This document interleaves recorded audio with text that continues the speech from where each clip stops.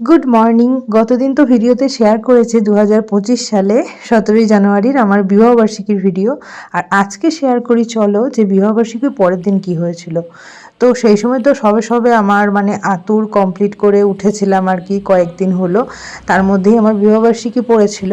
আর বিবাহবার্ষিকীর দিনে যেটা হয়েছিল একটু রান্নাবান্না স্পেশাল কিছু। তো দিদা তো রয়েইছে, আর এদিকে বাবা রান্না করবে, আর মা সব অ্যারেঞ্জ করছে। আর আমি সেই সময় সকালবেলায় খাবার দাবার খাচ্ছিলাম, মুড়ি ডিম সেদ্ধ এগুলো খাচ্ছিলাম। আর বর কিন্তু দেখো পুচকুর সমস্ত জিনিসপত্র গুছিয়ে দিচ্ছিল। আর এদিকে আমার মামিও চলে এসেছিলো, যেহেতু বিবাহবার্ষিকী উপলক্ষে খাওয়া দাওয়া, সেহেতু সবাই আসবে ওই বাড়ি থেকে, মা বাবা সবাই চলে আসবে। তো এখানে বোন কি কাজ করছিল আমি দেখছিলাম, আর গতদিন সেলিব্রেশন হয়েছে সেগুলো রয়েছে। আর এইটা কিন্তু বোন গিফট করেছে, দারুণ। আর এখন মাটনটা কষানো হয়ে গেছে, বাবা কিন্তু আমাদের টেস্ট করতে দিয়েছে।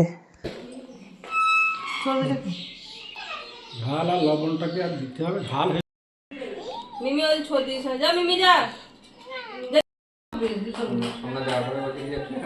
আমার ইয়ং দাদা ভাই বুড়ো কালার করছে, বললে না ইয়ং দাদা ভাই বললে না দাদা আমার মতো চুল লাল করে উঠছে না কালো করবা,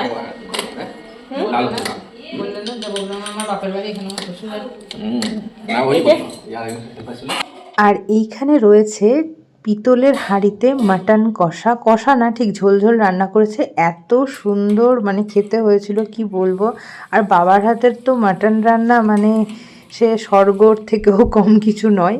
তো খুবই ভালো হয়েছিল, আর মাটনের পিসগুলো ছিল খুব সুন্দর।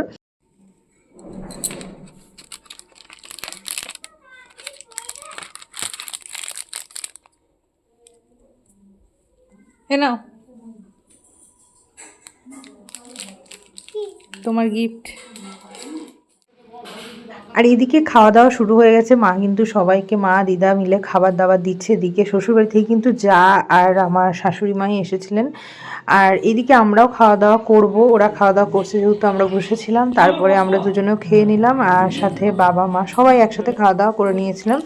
আর তারপরে কি ছোট্ট পুচকু আমার কাছে, আমার একদমই সময় হতো না সেই সময়ে ভিডিওগুলো এডিট করার, যার জন্য বোন ভিডিও করে রাখতো সমস্ত কিছুই। আর আমি এখন 1 বছর পর সেগুলোকে আমি রিনিউ করছি, আমি আমার স্মৃতিতে সেগুলো নিয়ে আসছি, এত ভালো লাগছে কি বলবো। তো দেখতে দেখতে 1 বছর কীভাবে কেটে গেল বুঝতে পারলাম না।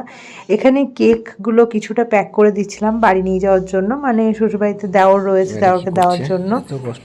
যাই হোক, সন্ধ্যাবেলায় বোন কিন্তু ছোলা সিদ্ধ করেছিল, আর আমাদের এইভাবে খেতে দিয়েছিল ছোলা মুড়ি, আর এইভাবেই সারাদিনটা সেদিন কেটে গেছিলো। টাটা।